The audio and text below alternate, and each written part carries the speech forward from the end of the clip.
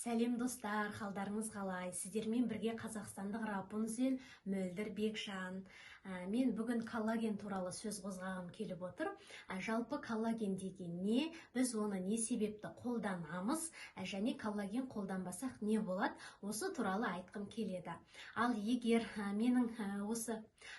менің видеоларым ұнап жатса, онда міндетті түрде лайк басып және комментарий қалдыра кетсеңіздер, бұл менің каналымның даму үшін және мен үшін аса маңызды және маған өте үлкен мотивация. Сонымен қатар қандай да бір сұрақтарыңыз қалса, міндетті түрде комментарийге қалдырсаңыздар, мен оған жауап беремін.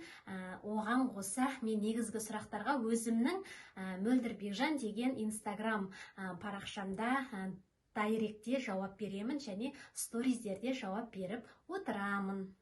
Жаңа айта кеткендей, көптеген қыз-келіншектер коллаген қолданады. Бірақ коллагенді не үшін қолданып жатыр? Ол не? Біздің ағзамызға не үшін керек? Сондай сұрақтар жағынан кішкене онша байыбына бармай жатқан қыздар бар. Сонымен қатар ол коллагеннің дозасы қанша болу керек дегенде үлкен сұрақ болып тұр. Ең біріншіден, коллаген дегеніміз ол біздің ағзамыздағы ақуыз. Яғни ол терінің, сүйектердің, сіңірлер мен бұлшық еттердің және буындардың құрамында болады. Яғни осылардың барлығын біріктіріп тұратын желімді коллаген деп атаймыз. Коллаген сөзін аударғанда грек тілінен бұл желім деген мағынаны білдіреді. Коллаген адам ағзасында 25 жастан асқаннан кейін азая бастайды. Біз бұны қайдан білеміз? Яғни бұл терінің созымдылығы мен серпімділігінің жоғалтқанынан, сонымен қатар біздің шаштарымыздың сынғыш болып түсе бастауы және тырнақтарымыздың сынуы, осының барлығы біздің ағзамыздағы коллагеннің азайғандығының белгісі. Ал енді осы коллаген қайда болады? Яғни бұл көбінесе коллаген ет өнімдерінде болады. Жылқының, тауықтың, сиырдың, балықтың, осылардың құрамында коллаген болады. Сонымен қатар сүт, жұмыртқа, бұршақ өнімдері коллагенге бай болады. Ал енді осы жерде мен мына нәрсені айта кеткім келеді. Мен мүлдем витамин ішпейтінмін, себебі менің түсінігімде витаминнің өзі химикат. Бірақ кейін дәрігерлердің кеңесін тыңдай келе, жалпы осы тақырыптарды өзімнің жастығымды сақтағым келіп, бетімді, шашымды, былайша айтқанда әрімді сақтағым келгеннен кейін осы тақырыптарды іздестіре келе, витамин ішемін деген шешімге келдім. Біз коллагенді бұл көбінесе жануарлардың еттері дедім, сүт, жұмыртқа, осындай өнімдерде болады деп. Енді біз оны күнделікті түрде жей алмаймыз ғой. Мысалы, біз өзіміз күнделікті түрде балық, жылқы барлығын жей алып жатқан жоқпыз. Сонымен қатар қазіргі ішіп жемдерде таза емес. Мысалы, мен кішкентай кезімнен лагман істеуді білемін. Мамам үйреткен. Сол кезде байқағаны, мысалы, кішкентай кезімдегі илеген қамыр мен қазіргі илеген қамырдың арасы жер мен көктей. Мысалы, байқап көрсеңіздер, бұрынғы кішкентай кезімдегі ұн, нандар әппақ болатын, ал қазіргі кездегі бірінші сорт, ең жоғары сорт деген нандардың өзінің қамыры әппақ емес. Демек, бұл нені білдіреді? Біздің ішіп жеміміздің өзі қазіргі кезде таза емес. Және мысалы, біздің ағзамызға керек темір витамині бұл алманың құрамында болады. Ал енді сіз иісі аңқыған алманы қашан жеп көрдіңіз? Алма ата деп аталған алматының өзінде ондай алманы табу өте қиын.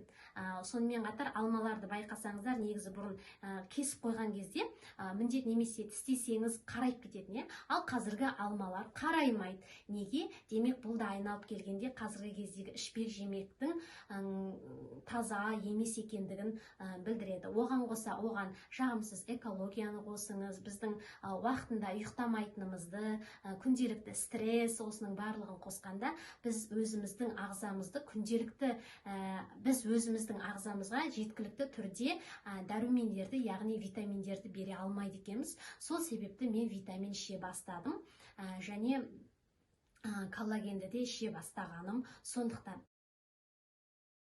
Менің ішіп жүрген коллагенімнің дозасы 15 000, мен осы дозасына қарадым. Онан кейін шын айту керек, мен ағзамдағы дәрумендерді толықтырам, витамин ішем деген мақсатта аптекадан біраз витаминдер сатып алдым. Солардың ішінде мына шашқа, тырнаққа, бетке арналған дейді ғой, тура соның өзіне арналған витаминдер де болды.